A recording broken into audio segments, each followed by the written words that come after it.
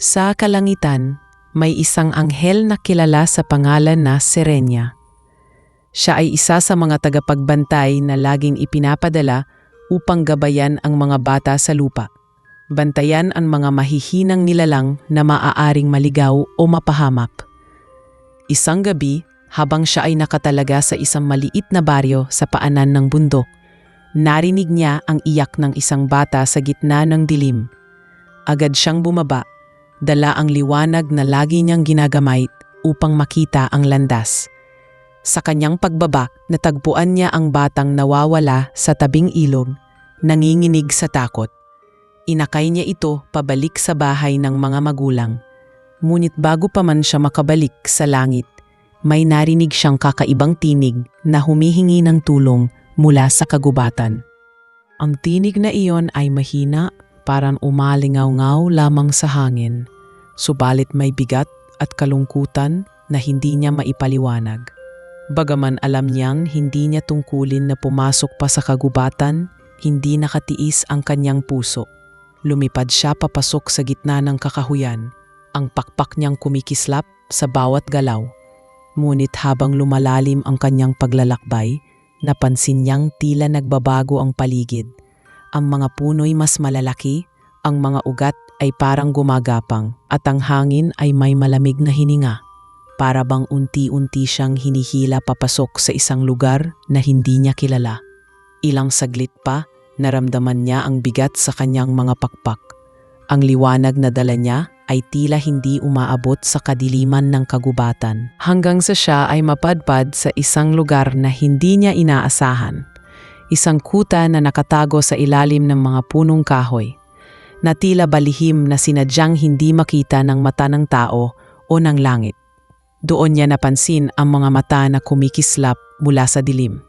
Isa, dalawa, hanggang sa maging napakarami. Parang mga matang hindi nagbubulungan, kundi nakatitig lamang, naghihintay. Napatigil si Sirenia, sapagkat alam niya kung saan siya napunta. Ang mga kwento ng matatandang anghel ay muling umalingaw-ngaw sa kanyang isip.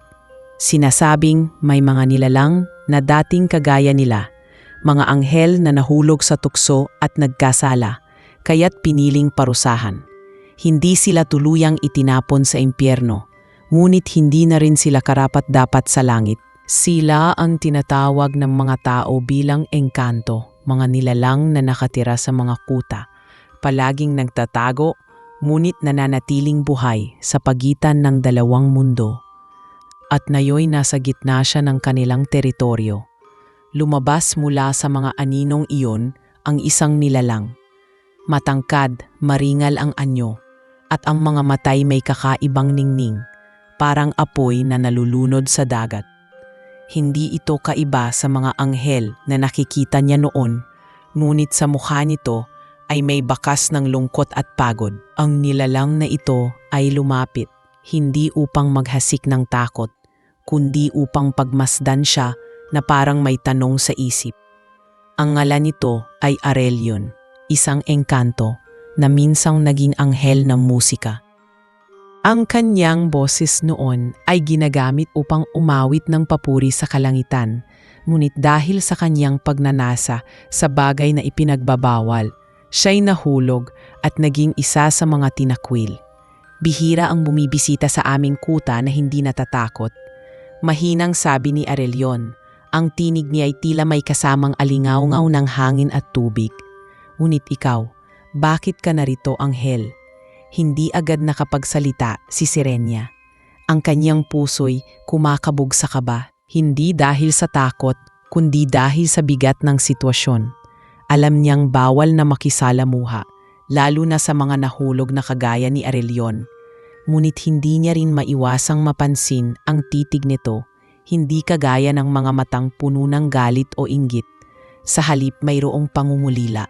Parang may hinahanap na hindi nito matagpuan. Ako'y naligaw? Maingat niyang sagot. Narinig ko ang tinig mula sa kagubatan. Hindi ko alam na may kuta pala rito. Ang tinig niya'y payapa, ngunit ramdam niya ang tensyon sa paligid. Ang ibang mga engkanto ay nananatiling nakatingin lamang, Tila nagmamasid kung ano ang magiging susunod na hakbang. Tumango si Aurelion, ngunit hindi siya umatras. Sa halip, lumapit pa siya hanggang sa maramdaman ni Serenia ang kakaibang enerhiya na bumabalot dito. Hindi ito kagaya ng liwanag ng langit, ni ng apoy ng impyerno. Isa itong halo ng dalawang magkaibang mundo at iyon ang nagpapaiba sa kanya. Maraming anghel ang lumalayo sa amin. Sila'y naniniwala na kami ganap ng masasama, ngunit hindi lahat ng sugatan ay piniling magpakasama. May ilan sa amin na umaasa pa ring marinig muli ang awit ng langit. Ang tinig ni Aurelion ay mabigat, puno ng lungkot na para bang umaabot hanggang sa mga bituin. Doon napagtanto ni Serenia na may natitira pang kabutihan sa kanyang harapan, kahit pa ito'y tinuring ng parusado. Naramdaman niyang dapat na siyang bumalik. Ngunit sa kabila ng kanyang pangangailangan na lumisan, hindi niya maiwasang mahulog sa kakaibang damdamin. Isang tanong ang bumabagabag sa kanya, bakit siya nagtagal? Ano ang humihila sa kanya upang makinig pa sa tinig ng isang engkanto? Habang naglalakad siya palayo, naramdaman niya ang bigat sa kanyang puso, sapagkat sa unang pagkakataon, nakaramdam siya ng awa at pag-usisa sa isang nilalang na tinuruan siyang iwasan. At sa dilim ng kagubatan, habang bumabalik si Serenia sa langit, hindi niya namalayang ang kanyang mga mata ay muling tumingin pabalik. Doon, sa kuta ng mga engkanto, nanatiling nakatayo si Aurelion, nakamasid sa kanya na parang umaasang hindi iyon ang huling pagkikita nila. Makalipas ang ilang gabi mula nang una niyang matagpuan ang kuta ng mga engkanto, hindi pa rin mapakali si Serenia. Sa bawat sandali na siya'y nagbabantay sa mga bata sa lupa, hindi niya maiwasang maalala ang mga matang nakita niya sa dilim, mga matang puno ng pangungulila at lungkot. Lalo na ang kay Aurelion na tila humahabol sa kanyang alaala. Alam niyang delikado ang bumalik, ngunit ang kuryosidad ay mas malakas kaysa sa takot. Kaya't isang gabi, nang matapos ang kanyang tungkulin, lumipad siyang muli patungo sa kagubatan, sa mismong lugar kung saan siya naligaw. Habang papalapit siya, ramdam niya ang malamig na simoy ng hangin, mas mabigat kaysa karaniwan. Ang liwanag na dala ng kanyang pakpak ay waring tinatabunan ng anino ng mga puno. Ngunit sa kabila nito, naroon na naman ang mga matang nagmamasid mula sa dilim. Hindi siya umatras, bagkus ay naglakad siya patungo sa gitna ng kuta. At doon, muling lumitaw si Aurelion. Ang kanyang anyo ay litaw sa kaibahan ng iba. Ang ibang engkanto ay may matalim na titig, puno ng hinanakit, ngunit siya'y tila tahimik lamang na naghihintay. Bumalik ka, mahinang sabi ni Aurelion. Ang tinig ay halos parang isang buntong hininga. Hindi ko inasahang muli kitang makikita. May halong pagtataka sa kanyang mukha, ngunit naroon din ang bahagyang saya na hindi maitatago. Hindi ko rin alam kung bakit. Tugon ni Serenia, sabay iwas ng tingin. Ngunit tila may tanong na hindi ko mabitawan. Bakit narito ka pa rin, Aurelion? Kung minsan ka ring naging anghel, bakit pinili mong manatili rito kaysa maghanap ng paraan upang makabalik? Napaniti ng mapait si Aurelion.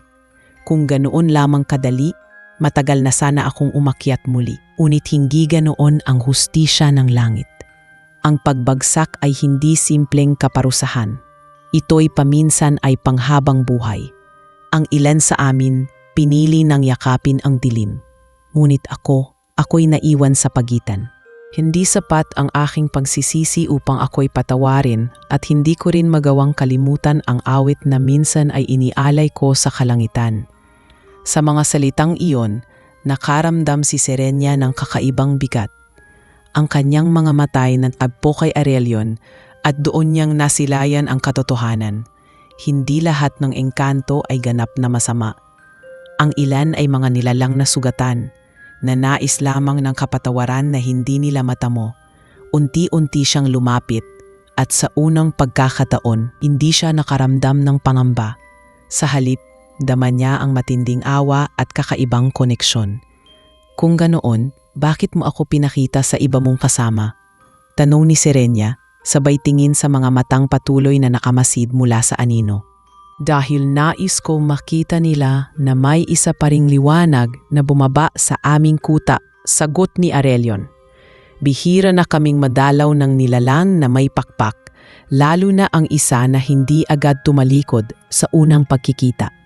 Sa iyong pagdating, may naalala silang alaala na minsan din silang nabibilang sa isang mas maliwanag na mundo. Nang marinig iyon, hindi alam ni Serenia ang kanyang mararamdaman. Sa kanyang pagkakaalam, malinaw ang hatol ng langit. Ang mga nahulog ay hindi dapat lapitan sapagkat sila'y delikado at puno ng tukso. Ngunit ngayon, narito siya, nakikipag-usap na para bang kaibigan ang isang nilalang na tinuruan niyang ituring na kaaway. Alam niyang mali, ngunit hindi niya mapigilang makinig. Nagpatuloy ang kanilang pag-uusap. Ikinwento ni Aurelion ang mga araw na lumipas mula nang siya'y bumagsak. Ang bawat gabi ay puno ng katahimikan, ang bawat umagay puno ng pangungulila. Ang tanging natitira sa kanya ay ang pagnanais na sana, sa kabila ng lahat, may makarinig pa rin sa kanyang puso. Habang nakikinig si Serenia, naramdaman niya ang bigat ng kanyang tinig. Hindi iyon kasinungalingan o panlilinlang. Iyon ay tapat na pag-amin. Sa mga oras na iyon, hindi nila napansin na lumipas na ang gabi. Ang mga mata ng ibang engkanto ay unti-unting naglaho hanggang sila na lamang ang natira sa gitna ng kuta. Bago umalis si Serenia, muling nagsalita si Aurelion. Kung sakali mang bumalik ka, dalhin mo sa akin ang iyong awit, hindi para ako'y muling makabalik, kundi para lamang maalala ko kung paano muling umasa. Hindi nakasagot si Serenia. Ngunit sa kanyang puso, may kumislot na kakaibang damdamin. Isang paghahangad na muli siyang bumalik, hindi lamang para sagutin ang kanyang mga tanong, kundi dahil may hinahanap na rin siyang hindi niya maipaliwanag. At sa kanyang pag-akyat pabalik sa langit, ramdam niya ang mga mata ni Aurelion na nakamasid pa rin, puno ng pananabik na hindi niya maalis sa kanyang alaala. Sa mga sumunod na gabi, naging mas madalas ang pagbisita ni Serenia sa kuta ng mga engkanto. Hindi niya alam kung bakit hindi siya mapalagay kapag hindi nakikita si Aurelion. Ang bawat pag-uusap nila ay tila nagbibigay ng sagot sa mga tanong na matagal nang gumugulo sa kanyang isipan. Ngunit higit sa lahat, unti-unti niyang nakikita ang isang bagay na matagal niyang pinagdudahan. Ang posibilidad na kahit ang isang nilalang na nahulog ay maaari pa ring may kabutihan sa kanyang puso. Isang gabi, naupo sila sa ilalim ng punong malapit sa sentro ng kuta. Ang mga bituin ay bahagyang nakikita sa pagitan ng mga sanga, at ang hangin ay may halong lamig at bango ng mga bulaklak na tumutubo sa paligid. Tahimik lamang si Aurelion, pat si Serenia ay nakamasid sa kanya, pinagmamasdan ang malalim na iniisip. Hindi ka katulad ng iba, biglang sabi ni Serenia. Ang mga engkanto na nakita ko ay puno ng galit at puot. Ngunit ikaw, bakit iba ang mga mata mo? Parang may hinahanap ka pa rin na hindi mo mata mo. Lumingon si Aurelion, at sa kanyang mga mata ay lumitaw ang bahid ng lungkot. Dahil hindi lahat ng bumagsak ay lubusang tinalikuran ang liwanag. May mga tulad ko na hindi tumigil sa pagnanais na magbalik loob. Ngunit mahirap, Serenia. Ang langit ay hindi basta nagbibigay ng pangalawang pagkakataon. Kapag nahulog ka, bitbit mo ang bigat ng kasalanan habang buhay. Naramdaman ni Serenia ang bigat ng kanyang mga salita. Hindi niya alam kung paano sasagutin iyon, ngunit sa kanyang puso may munting apoy ng pag-asa na gustong ipasa kay Aurelion. Kung ganoon, aniya, hindi ba't sapat na ang pagnanais na magbago? Hindi ba't ang pusong nagsisisi ay naririnig din ng may lalang? Napailing si Aurelion. Marahil, ngunit gaano katagal bago ako mapatawad? Ilang libong taon pa ba ang dapat kong gugulin para lamang muling marinig ang awit ng mga anghel? Sa bawat gabing lumilipas, lalong lumalayo ang aking pag-asa. Hindi na nakapagsalita si Serenia. Sa halip, inilapit niya ang kanyang kamay at hinawakan ang palad ni Aurelion. Nagulat siya sa init na naramdaman, hindi dahil sa apoy ng galit, kundi init ng buhay. Init ng isang nilalang na may puso pa rin tuwitibok. Isang pakiramdam na ngayon lamang niya nagawa. Hawakan ang kamay ng isang nilalang na tinuring na kaaway. Ngunit sa kanyang mata, isa lamang itong sugatan. Nagtagal ang kanilang katahimikan, ngunit sa puso ni Serenia, may umuusbong na damdamin na hindi niya dapat maramdaman. Ang pagkakaibigan nila ay nagiging mas malalim, mas personal, at sa bawat pagtingin niya kay Aurelion, ramdam niya ang pagbilis ng kanyang tibok ng puso. Sinubukan niyang itanggi sa sarili, ngunit alam niyang unti-unti na siyang nadadala ng damdamin na mahigpit na ipinagbabawal para sa isang anghel. Kung sakaling may pagkakataon kang bumalik sa langit, tatanggapin mo ba yon? Tanong ni Serenia. Ang kanyang tinig ay puno ng kaba. Parang ayaw niyang marinig ang sagot, ngunit kailangan niyang malaman. Kung may pagkakataon man, sagot ni Aurelion, oo, babalik ako. Ngunit hindi para sa aking sarili. Babalik ako upang patunayan na hindi lahat ng bumagsak ay dapat manatili sa dilim. Ngunit ngayon, mas mahalaga sa akin na may isang tulad mo na nakikinig. Ikaw ang nagpapaalala sa akin kung ano ang pakiramdam ng may liwanag na dumadalaw. Napatitig si Serenia sa kanya. Hindi niya namalayan na ang kanyang puso ay unti-unti nang lumalapit sa isang pakiramdam na hindi niya inaasahan. Ito ang simula ng isang bagay na magbabago ng kanyang landas, isang damdamin na hindi niya dapat taglayin bilang isang anghel. Kinabukasan, habang nasa kalangitan, napansin ng ibang anghel ang kakaibang katahimikan ni Serenia. May isa sa kanyang mga kasama ang lumapit. Parang malayo ang iniisip mo nitong mga nagdaang araw. Ano ang bumabagabag sa iyo? Umiling si Serenia at ngumiti ng tipid.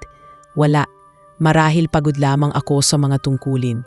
Ngunit sa kanyang isip, malinaw ang dahilan, ang mga mata ni Aurelion na hindi niya makalimutan. Lumipas ang mga araw at mas lalong lumalim ang kanilang ugnayan. Sa bawat pagkikita nila sa kuta, hindi lamang pagkakaibigan ang nararamdaman ni Serenia. May kakaibang kilig, may pagtawag ng damdamin na pilit niyang nilalabanan. At sa bawat titig ni Aurelion, ramdam niya na hindi lamang siya ang nakakaramdam ng ganon. May lihim na unti-unti nilang binubuo. Isang damdamin na alam nilang bawal, ngunit hindi nila mapigilan. Sa huling gabi bago siya bumalik muli sa kalangitan, nagkaroon sila ng mahabang pag-uusap. Ang tinig ni Aurelion ay mababa at puno ng katapatan. Serenia, alam kong hindi ko dapat sabihin ito, ngunit nararamdaman ko. Ang bawat pagdating mo rito ay nagbibigay sa akin ng dahilan para muling umasa. At kung ito man ay kasalanan, hayaan mong dalhin ko ang bigat. Ang mahalaga, naramdaman ko ulit kung paano ang magmahal. Nanlamig si Serenia. Hindi niya alam kung paano sasagot. Sa kanyang puso, alam niyang matagal na rin niyang tinatago ang parehong damdamin. Ngunit kung ito'y kanyang aaminin, maaaring mawala sa kanya ang lahat. Ang kanyang pakpak, ang kanyang tungkulin, ang kanyang langit. At gayunman, sa sandaling iyon, ang kanyang puso sumisigaw ng isang katotohanan na hindi niya na kayang itanggi. At habang siya'y naglalakbay pabalik sa langit, dala niya ang bigat ng isang damdamin na hindi dapat umisbong. Ngunit alam niyang iyon ay simula ng isang bagay na hindi na niya mapipigilan. Ang puso ng isang anghel ay unti-unti nang natututo na umibig. At ang kanyang iniibig ay isang nilalang na tinakwil ng langit. Mula nang umamin si Aurelion ng kanyang damdamin, naging mas malinaw kay Serenia ang bigat ng sitwasyon. Sa bawat pagbalik niya sa langit, ramdam niya ang mga matang nakatingin. tila sinusuri ang bawat galaw niya. Ang mga kapwa anghel ay nagsimulang magtaka kung bakit tila nawawala siya sa kanyang mga tungkulin at kung bakit may kakaibang lungkot sa kanyang mga mata. Subalit hindi niya maipaliwanag ang lahat. Paano niya masasabi na sa gitna ng kanyang mga paglalakbay ay natagpuan niya ang isang engkanto na pinili ng kanyang puso? Hindi na niya mapigilan ang sarili. Bawat gabi, bumabalik siya sa kuta. Doon nagiging mas malapit sila ni Aurelion. Sa una, simpleng pag-uusap lamang tungkol sa langit at sa mga bagay na matagal nang iniwan ng engkanto. Ngunit habang lumilipas ang mga araw, mas nagiging personal ang kanilang usapan. Ibinabahagi ni Serenia ang kanyang mga alaala sa kalangitan, ang musika ng mga ulap, ang bango ng mga bulaklak na hindi nalalanta, ang katahimikan ng walang hanggan. Sa bawat kwento niya nakikita niya ang ningning sa mga mata ni Aurelion, para bang muling bumabalik ang alaala ng kanyang nakaraan. Sa kabilang banda, si Aurelion naman ay nagkwento tungkol sa kanyang mga kasamahan sa kuta. May mga engkanto na tuluyan ng tumanggap sa kanilang kapalaran at nanirahan sa dilim, walang balak na magbago. Ngunit may ilan din tulad niya na tahimik na nananabik pa rin sa liwanag. Kaya ako lumalapit sa iyo, sabi niya minsan, dahil ikaw ang nagpapaalala sa akin na hindi pa tuluyang naglaho ang pag-asa. Isang gabi, habang sila ay naglalakad sa paligid ng kuta, ipinasok ni Aurelion si Serenia sa isang lugar na bihirang ipinapakita kahit sa mga kapwa engkanto. Ito ay isang lumang punong nakatayo sa gitna ng isang maliit na bukal. Ang mga sanga nito ay tila abot sa langit, ngunit ang balat ng puno ay puno ng lamat at hiwa, tila ba sugatan na rin. Doon huminto si Aurelion at tinitigan ang puno. Ito ang tinatawag naming punong ng sumpa, paliwanag niya. Sinasabi ng mga matatandang engkanto na dito kami itinali nung una kaming bumagsak. Ang bawat hiwa sa balat nito ay alaala ng kasalanan namin. At hanggang hindi ito gumagaling, mananatili kaming nakakulong sa aming kapalaran. Dumapo si Serenia sa isang ugat ng puno. Pinakiramdaman ang malamig nitong balat. Ngunit bakit mo ako dinala rito? Tanong niya. Dahil dito ko unang naramdaman ang bigat ng aking kasalanan. Ngunit ngayong kasama kita, parang may kaunting ginhawa.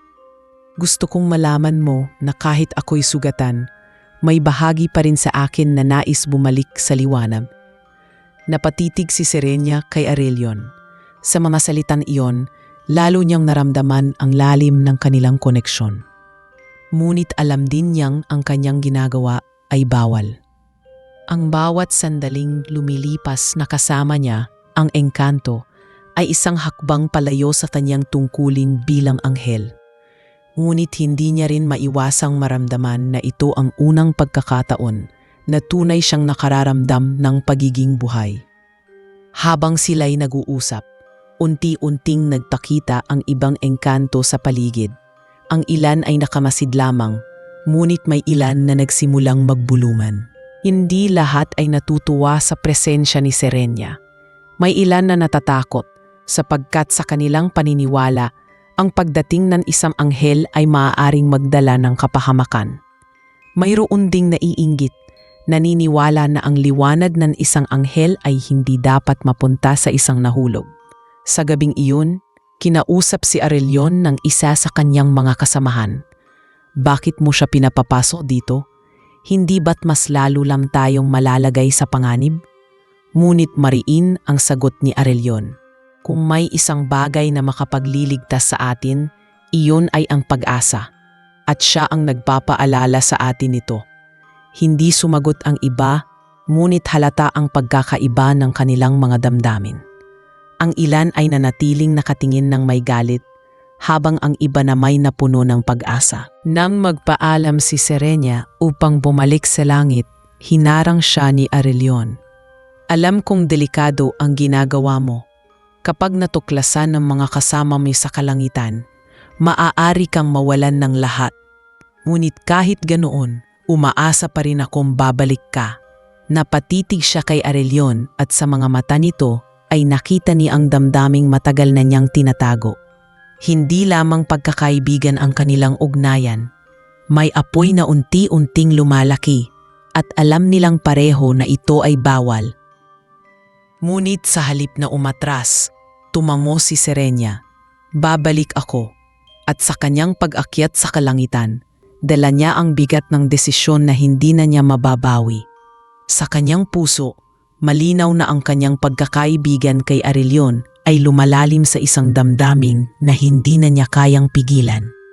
At alam niyang sa mga darating na araw, mas lalo siyang susubukin ng langit at ng kanyang puso.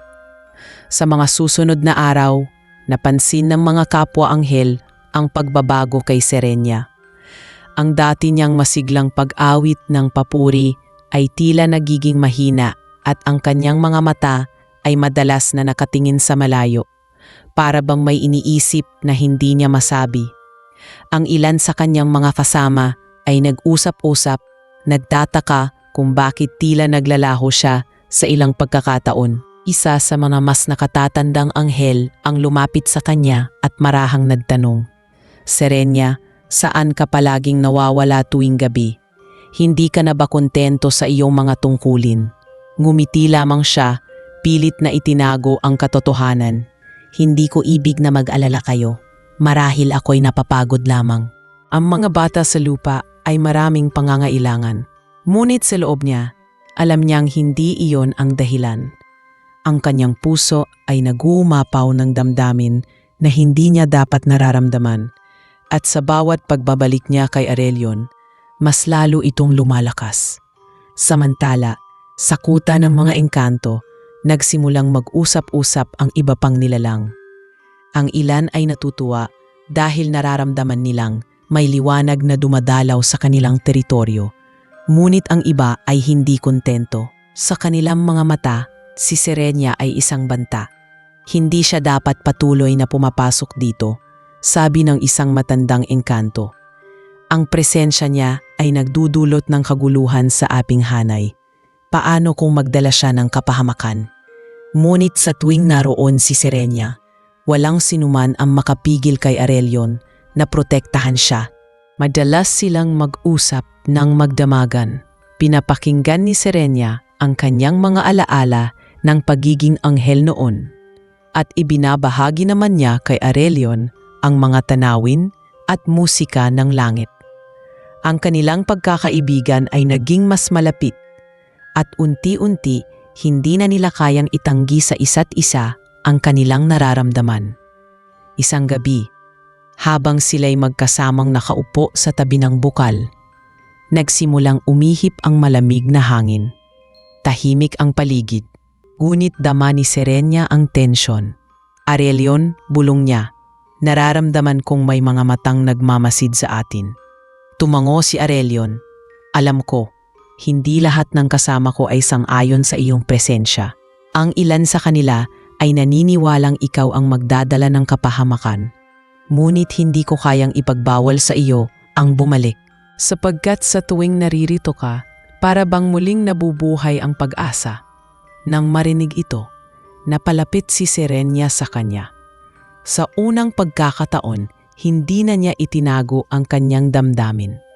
"Aurelion, hindi ko na kayang ipagkaila. Ang bawat pagbalik ko rito ay hindi na lamang tungkulin ng isang tagapagbantay. Bawat gabing kasama ka ay nagiging dahilan para ako'y muling magbalik. Natatakot ako sapagkat alam kong mali ito, ngunit hindi ko kayang iwang ka." Sa mga salitang iyon, nagliwanag ang mga mata ni Aurelion, ngunit kasabay nito'y lumitaw din ang lungkot. "Serenia, ang iyong damdamin ay isang kasalanang maaaring magpabagsak sa iyo. Ayokong ikaw ay mawalan ng lahat dahil lamang sa akin." Ngunit bago pa man niya may tuloy ang kanyang sasabihin, biglang lumabas mula sa mga anino ang ilang engkanto. Ang kanilang mga mata ay mabangis at ang kanilang mga tinig ay puno ng panunumbat. "Tama na ito, Aurelion. Ang anghel na ito ay hindi nararapat dito. Ang kanyang liwanag ay nagiging lason sa ating lahat. Humarap si Aurelion sa kanila, mariing tinig na puno ng awtoridad. Siya ay wala namang ginagawang masama. Ang kanyang presensya ay hindi sumpat, kundi paalala ng ating nakaraan. Kung hindi nyo kayang tanggapin iyon, ako ang inyong kalaban. Nabigla si Serenia sa kanyang tapang, ngunit alam niyang dahil sa kanya, nagkaroon ng pagkakahati-hati sa kuta. May ilan na lumapit at sumang-ayon kay Aurelion. Kung siya'y may dalang liwanag, bakit natin siya'y itataboy? Sabi ng isa. Ngunit may ilan din na mas lalong nagnitngit. Hindi liwanag ang dala niya, kundi kapahamakan. Ang langit ay hindi kailanman magpapatawad sa atin, at lalo tayong mapapahamak dahil sa kanya. Naging mainit ang tensyon. Ngunit sa huli, pinili ng mga engkanto na umatras muna. Nagbabala lamang na hindi ito matatapos ng tahimik. Naiwan sina Serenia at Aurelion, parehong humihingal sa bigat ng sitwasyon. Ngayon natala mo na, wika ni Aurelion, nakatingin sa kanya ng may pag-aalala. Hindi ligtas para sa iyo ang manatili rito. Kung patuloy kang babalik, baka hindi ko na kayang pigilan ang lahat ng kasama ko. Ngunit kung aalis ka naman, ako'y muling malulunod sa dilim. Lumapit si Serenia at hinawakan ang kanyang kamay. Kung ako man ay dapat parusahan dahil dito, tatanggapin ko. Mas pipiliin kong manatili sa tabi mo kaysa talikuran ang damdaming alam kong totoo. Sa mga salitang iyon, lalong lumalim ang kanilang ugnayan. Hindi na nila kayang itago ang katotohanan. Ang isang anghel at isang engkanto ay nagtataglay ng damdamin para sa isa't isa. Ngunit alam din nilang simula pa lamang ito ng mas malaking pagsubok, hindi lamang sa kanilang dalawa, kundi sa mundo ng langit at ng kuta na kanilang kinabibilangan. Lumipas ang ilang gabi matapos ang mainit na pagtatalo sa kuta. Sa halip na humupa ang tensyon, lalo itong lumalim. Ang ilang tingkanto ay nagsimulang magpulong ng palihim, binubuo ang kanilang sariling pasya kung paano haharapin ang presensya ni Serenia. May mga bulong ng pagtataksil, may mga tinig ng galit na nagsasabing ang pagbisita ng isang anghel ay tanda ng kapahamakan. Ngunit sa kabila nito, nanatiling matatag si Aurelion. Sa bawat araw na dumarating si Serenia, siya mismo ang nagbabantay upang walang sinumang makapanakit sa kanya. Isang gabi, dinala siya ni Aurelion sa isang lugar na hindi pa niyang nakikita. Lumakad sila sa mas madilim na bahagi ng kagubatan hanggang marating nila ang isang maliit na lambak na may bukal. Ang tubig ay kumikislap na tila may liwanag na nagmumula sa ilalim. Sa tabi ng bukal ay may mga piraso ng pulang bato na parang nag-aalab ngunit hindi nasusunog. Dito kami madalas nagtatago kapag nais naming magbalik tanaw, sabi ni Aurelion. Sinasabi ng matatanda na ang bukal na ito ay nakaririnig ng mga panalangin. Ngunit hindi na ito sumasagot simula nang kami bumagsak. Gayunman, nananatili pa rin kaming umaasa na balang araw may makarinig sa amin. Lumapit si Serenia at lumuhod sa tabi ng bukal. Ang kanyang mga daliri ay dumampi sa malamig na tubig at sa sandaling iyon ay nakaramdam siya ng kakaibang bigat. Para bang bawat patak ng tubig ay may kasamang sigaw ng mga kaluluwang sugatan, mga pananghoy ng mga nilalang na naghahangad ng kapatawaran. Pinikip niya ang kanyang mga mata at taimtim na nanalangin. Kung naririnig ninyo kami, ipaalam ninyo. Kung may paraan pa para sa kanila, ipakita ninyo. Tahimik ang paligid, ngunit may banayad na ihip ng hangin na dumaan. Tila ba may sagot ang kalangitan. Nang imulat niya ang kanyang mga mata, nakita niya si Aurelion na nakatitig sa kanya. Ang mga mata nito ay puno ng pag-asa at lungkot na magkahalo. Hindi ko na maalala kung kailan huling may nanalangin para sa amin, bulong niya. Ngunit sa iyong tinig, parang narinig ko muli ang awit ng langit. Hindi na nakapagsalita si Serenia. ang kanyang puso ay lumakas ang tibok at muling kumalik sa kanyang isip ang hiyas na ibinigay ni Aurelion noong una silang nagtagpo sa ilalim ng puno ng sumpa. Inilabas niya ito mula sa kanyang damit, isang maliit na bato na tila karaniwang bagay lamang, ngunit kapag tinatamaan ng liwanag ng buwan ay kumikislap na parang bituin. Inihabilin ko sa iyo ito, Serenia, sabi ni Aurelion, dahan-dahang hinawakan ang kanyang kamay. Hindi bilang pangako ng kapangyarihan, kundi bilang paalala na kahit ako'y nahulog, may bahagi sa akin na nananatiling totoo. Ito ang huling alaala ng aking pagiging anghel at nais kong ikaw ang mag-ingat. Napaluha si Serenia, bakit mo ibinibigay sa akin ang isang bagay na napakahalaga? Sapagkat ikaw lamang ang nakapagpapaalala sa akin kung sino ako noon, sagot niya. At kung darating ang oras na kailangan mong pumili, nais kong hawak mo ito para maalala mo na may isang tulad ko na umibig sa liwanag kahit hindi siya karapat-dapat. Nagtagal sila sa tabi ng bukal, nakikinig sa katahimikan ng gabi. Ngunit habang sila'y magkasama, hindi nila namalayang may ilang engkanto na lihim na nagmamasid. Ang ilan ay naantig, ngunit ang iba ay nagumapaw ang galit. Pag-uwi ni Serenia sa kalangitan, agad silang nagtipon upang talakayin ang kanilang nakita. Hindi na natin ito dapat palampasin, mariin sabi ng isa. Kung patuloy silang magkikita, baka mabago ang kapalaran natin, ngunit hindi sa ikabubuti. Ang anghel na iyon ay magdadala ng hapol sa atin. Ngunit may isa ring nagsalita ng may pag-aalinlangan. At paano kung siya ang tanging paraan para muling makita ang liwanan? Hindi ba't matagal na nating hinahangad na may makarinig sa atin? Kung tunay na nagmamalasakit siya kay Aurelion, bakit hindi natin bigyan ng pagkakataon?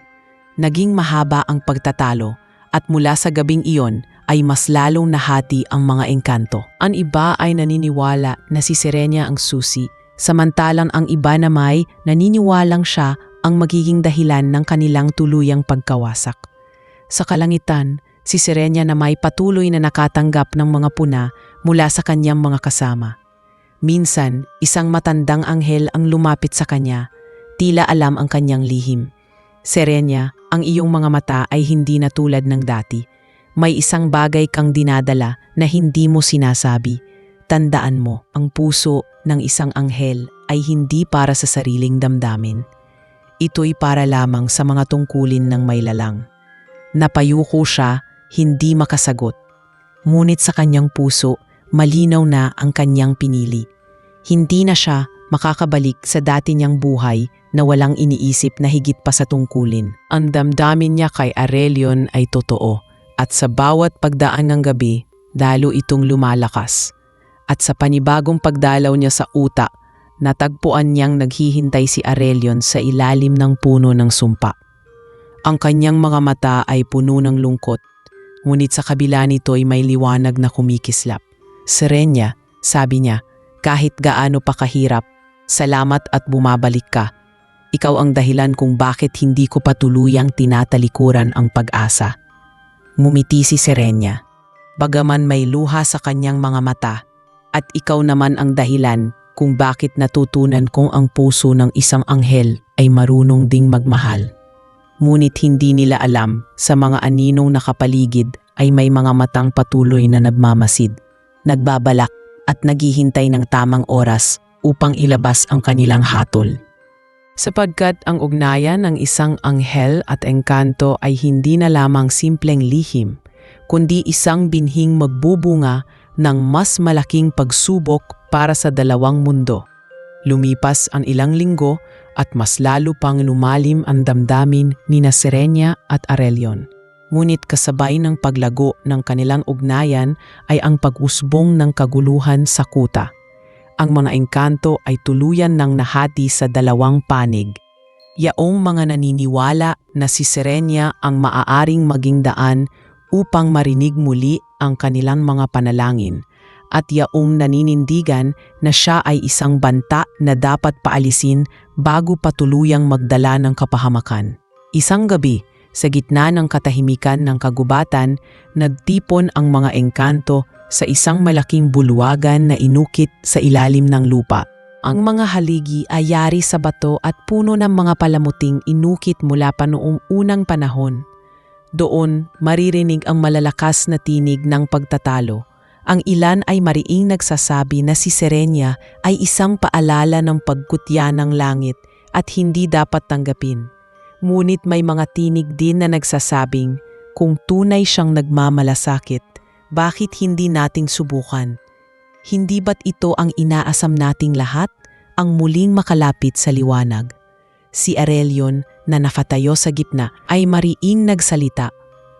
Huwag ninyong husgahan ang isang nilalang na walang ginawa, kundi ang makinig at magdala ng pag-asa.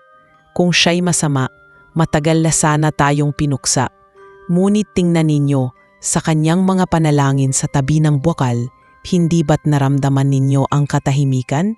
Hindi ba't may sagot na dumaan sa hangin? Kunit isang matandang engkanto, si Vaynor, ang tumayo at malakas na sumagot. Pag-asa ba ang tawag mo doon? Hindi ba't kasinungalingan lamang iyon upang bulagin tayo? Hindi tayo kailanman tatanggapin ng langit. At kung siya'y tunay na naniniwala, bakit hindi pa niya tayo dinadala pabalik? Nag-alsa ang bulwagan sa mga bulungan at sigawan. Nakita ni Serenia ang bigat ng sitwasyon mula sa anino, sapagkat sinamahan siya ni Aurelion ngunit hindi siya pinakita agad sa iba. At nang marinig niya ang mga mapanuyang salita laban sa kanya, nakaramdam siya ng sakit. Sa kanyang puso, nais niyang ipakita na ang kanyang layunin ay tapat, ngunit alam din niyang hindi lahat ay handang makinig. Nang matapos ang pagpupulong, sinalubong ni Aurelion si Serenia. Nakita niya ang lungkot sa mga mata nito. Ngayon alam mo na, sabi niya, kung gaano kalalim ang sugat ng aking mga kasama. Hindi lahat ay handang maniwala. At kung patuloy silang mabubulagan ng kanilang galit, baka pati ikaw ay mapahamak. Ngumiti si Serenia ng malungkot. Hindi ko sila masisisi. Kung ako man ay nasa kanilang kalagayan, marahil pareho rin ang aking mararamdaman. Ngunit Aurelion, hindi ba't iyon ang dahilan kung bakit narito ako? Kung wala silang makapitan, sino pa ang magbibigay ng pag-asa? Kinabukasan, muling bumalik si Serenia sa kuta, dala ang isang munting plano. Sa halip na utago ang sarili, nagpasya siyang humarap mismo sa mga engkanto. Sa gitna ng gabi, habang nakatipon ang marami sa paligid ng punong sumpa, lumitaw siya mula sa anino. Ang kanyang mga pakpak ay kumislap sa liwanag ng buwan, at ang kanyang tinig ay payapa. Hindi ako narito upang husgahan kayo. Hindi ako narito upang magdala ng kapahamakan. Narito ako dahil naniniwala akong ang bawat puso, kahit sugatan, ay may karapatang marinig. Tahimik ang lahat. Ang ilan ay namangha. Ang iba namay nakaramdam ng galit.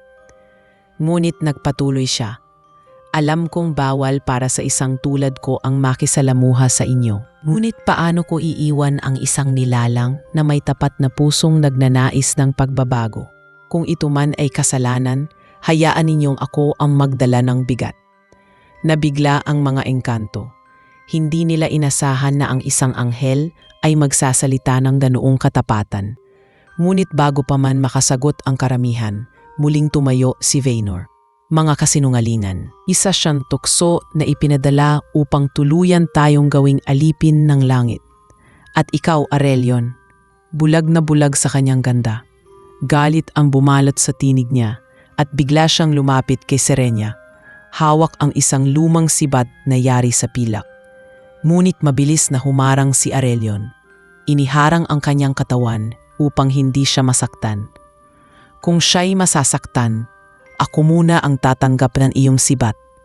Mariin niyang sabi. Nagulat ang lahat sa ginawa ni Aurelion. Ang ilan ay napahinto. Ang iba namay napilitang umatras. Sa sandaling iyon, nakita nila na ang kanyang damdamin ay hindi simpleng paghanga, kundi isang sakripisyong handa niyang akuin. Sa katahimikan ng gabi, Nagsalita muli si Serenia. Kung hindi kayo naniniwala, ako'y aalis. Ngunit tandaan ninyo, hindi lahat ng nahulog ay wala ng pag-asa. At hindi lahat ng pagmamahal ay nagdadala ng kapahamakan. Umalis sila ni Aurelion mula sa gitna ng pagtitipon. Ngunit malinaw na hindi pa doon matatapos ang lahat. Ang kanilang damdamin ay mas lumalim. Ngunit kasabay nito'y mas dumami rin ang kanilang kaaway. At sa bawat gabing lumilipas, ramdam nilang papalapit na ang sandali ng mas malaking pagsubok.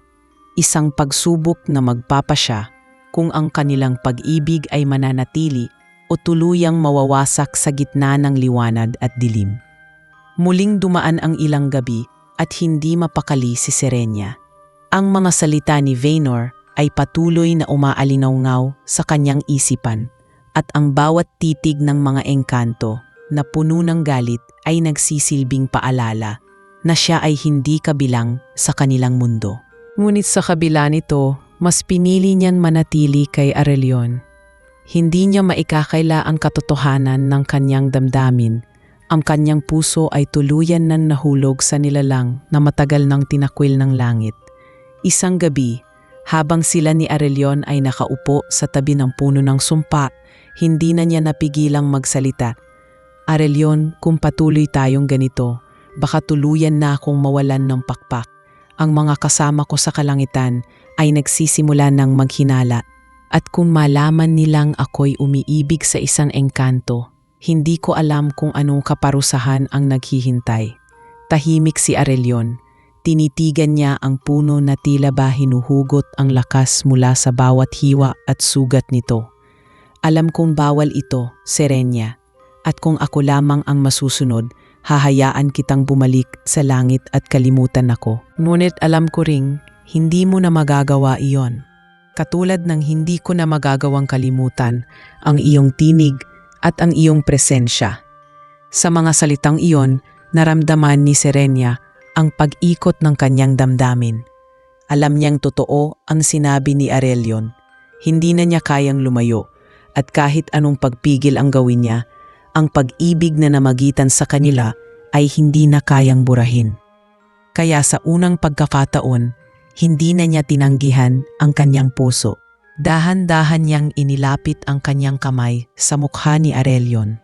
At sa kanilang pagtitigan, inamin niya sa sarili ang damdaming matagal na niyang kinukubli. Aurelion, bulong niya, hindi ko na kayang itanggi. Ako'y umiibig sa iyo. Nadigla ang engkanto, ngunit agad na nagbago ang kanyang mga mata, na puno ng liwanag na matagal nang nawala. Serenia, matagal ko nang hinihintay ang sandaling ito, ngunit kasabay nito'y natatakot ako. Dahil sa bawat damdaming ito, alam kong lalong magiging mapanganib ang ating kinabukasan. Nagpatuloy ang kanilang usapan hanggang sa maabot nila ang punto ng kanilang katotohanan. Alam nilang bawal, ngunit hindi rin nila kayang supilin ang kanilang puso. Ang gabing iyon ay naging saksi sa kanilang pag-amin. At mula noon, hindi na lamang lihim na pagkakaibigan ang kanilang ugnayan. Ito ay pag-ibig, isang pag-ibig na ipinanganak sa gitna ng liwanag at dilim. Ngunit ang kanilang sandaling kapayapaan ay hindi nagtagal. Kinabukasan, habang nakabalik si Serenia sa kalangitan, tinawag siya ng isa sa mga nakatataas na anghel. Ang kanyang tinig ay malamig, puno ng pagdududa. Serenia, napapansin naming ikaw ay madalas na nawawala at tila ba may tinatago.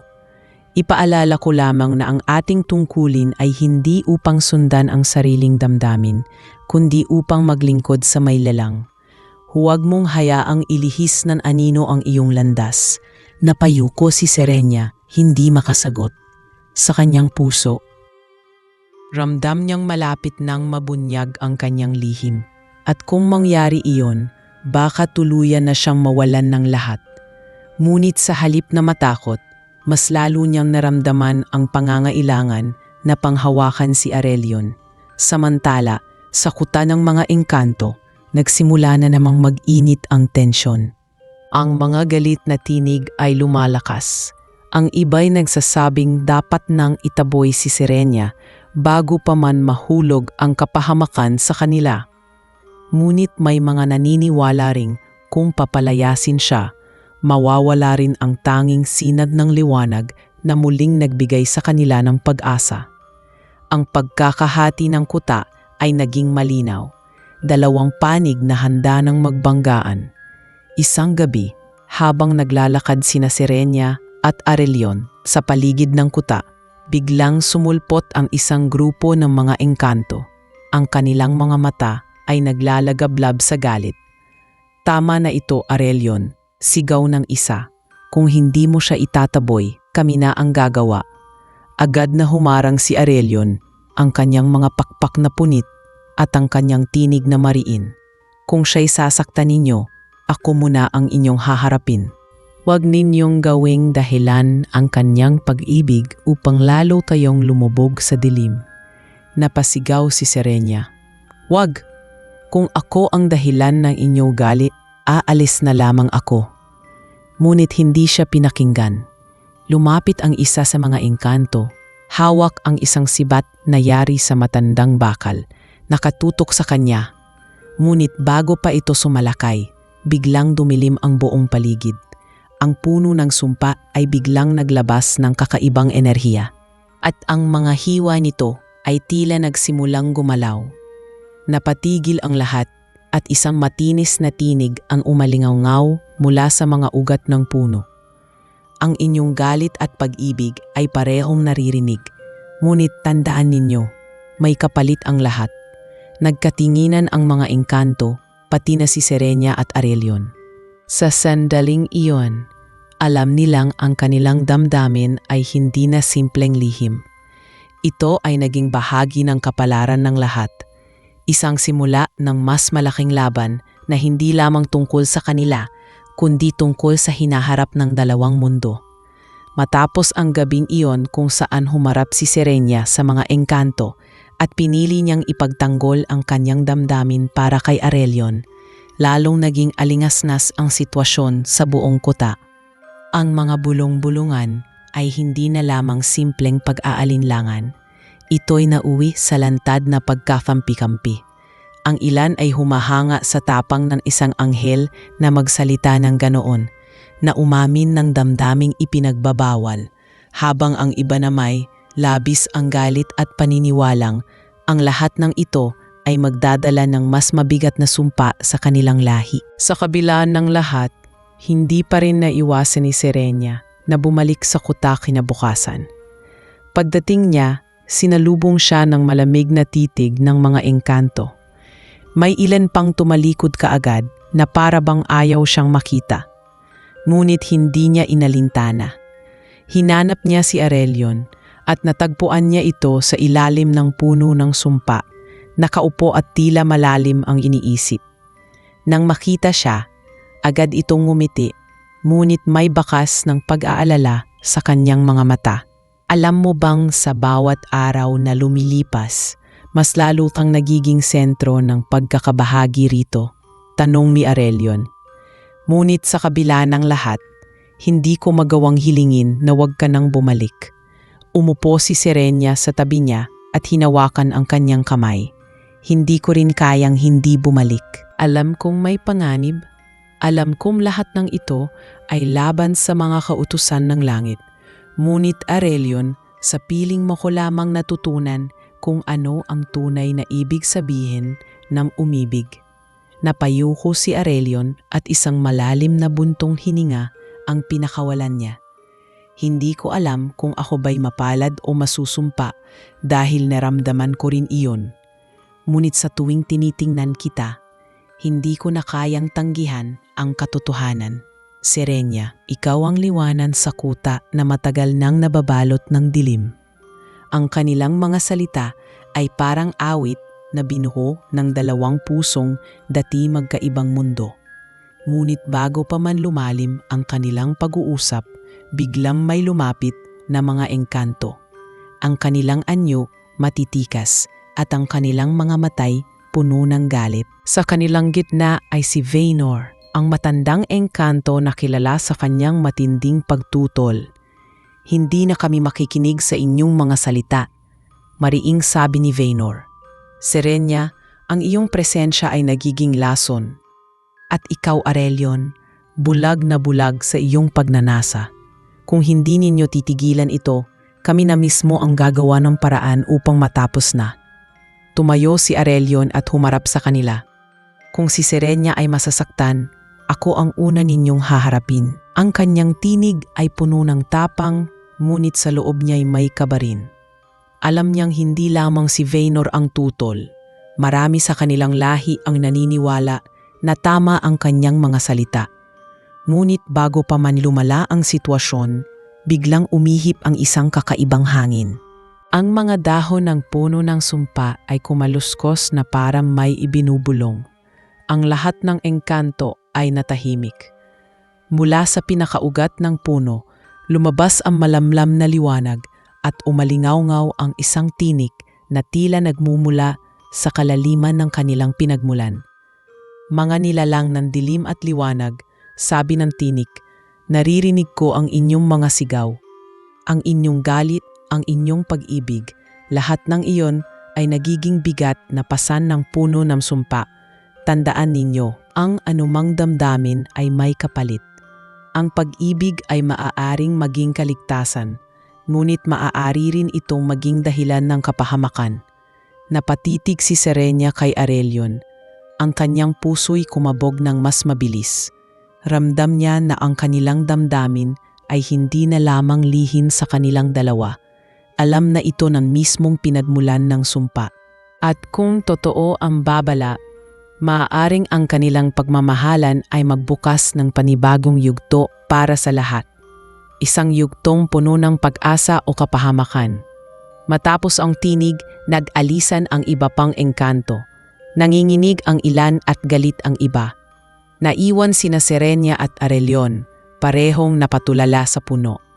Narinig mo iyon? Sabi ni Aurelion, halos pabulong. Tila ba ang ating damdamin ay siya ring susubok sa buong lahi namin? Tumango si Serenia. Ngunit kung iyon ang kapalit, Aurelion, tatanggapin ko. Ang mahalaga ay hindi na ako magtatago. Ikaw ang pinili ng aking puso. At kung ako'y parurusahan dahil dito, hayaan mo ako'y manindigan. Napaluha si Aurelion sa kanyang sinabi. Inilapit niya ang kanyang kamay sa mukha ni Serenia at marahang pinahid ang luha sa kanyang pisngi. Kung ganoon, kahit ang buong mundo ay tutol, hindi na ako uurong. Hindi na ako matatakot na sabihin, Serenia, mahal kita. At sa gabing iyon, sa gitna ng puno ng sumpa at ng malamig na hangin ng kagubatan, nagsanib ang kanilang mga damdamin. Ngunit kasabay nito, alam nilang ang kanilang pag-ibig ay magiging sanhi ng mas malaking bagyo. Ang mga engkanto ay tuluyan ng nahati at ang langit ay unti-unti nang nakakapansin ng kakaibang kilos ni Serenia. Hindi na nila matatakasan ang katotohanan. Ang kanilang pag-ibig ay hindi na lamang para sa kanila, kundi isang lihim na maaaring magbago ng kapalaran ng dalawang mundo. Matapos ang gabing nagbunyag sila ng kanilang damdamin, lalong naging masidhi ang mga mata ng mga engkanto sa paligid. Hindi na lamang bulungan ang galit at pag-aalinlangan, kundi lantad na mga tingin ng pagkamuhi. Tuwing dumadalaw si Serenia, ramdam niya ang bigat ng mga matang natamasid. Para bang bawat hakbang niya ay sinusukat kung hanggang saan ang kanyang tatag. Si Aurelion naman ay nananatiling nakabantay, handang humarang sa sinumang magtatangkang saktan siya. Ngunit alam nilang hindi habang buhay mananatiling tahimik ang mga kasama nito. Isang gabi, muling nagtipon ang mga engkanto sa bulwagan sa ilalim ng lupa. Ang kanilang mga mukha ay seryoso at ang kanilang mga tinig ay puno ng panggigigil. Si Vaynor ang muling nanguna, dala ang bigat ng kanyang galit. Tama na ang lahat ng ito. Ang anghel ay hindi atin at ang kanyang presensya ay banta sa ating kaligtasan. Kung hindi siya titigil, darating ang oras na ang langit mismo ang paparusahan tayong lahat. Hindi ba't sapat na ang ating kasalanan? Huwag na tayong magdagdag pa. Ngunit hindi lahat ay sumang-ayon. Isang mas batang engkanto, si Lyra, ang tumindig at marahang nagsalita. Ngunit hindi ba't matagal na tayong naghahangad ng awa? At ngayong may isang nilalang na handang makita ang kabutihan sa atin? Bakit natin siya itataboy?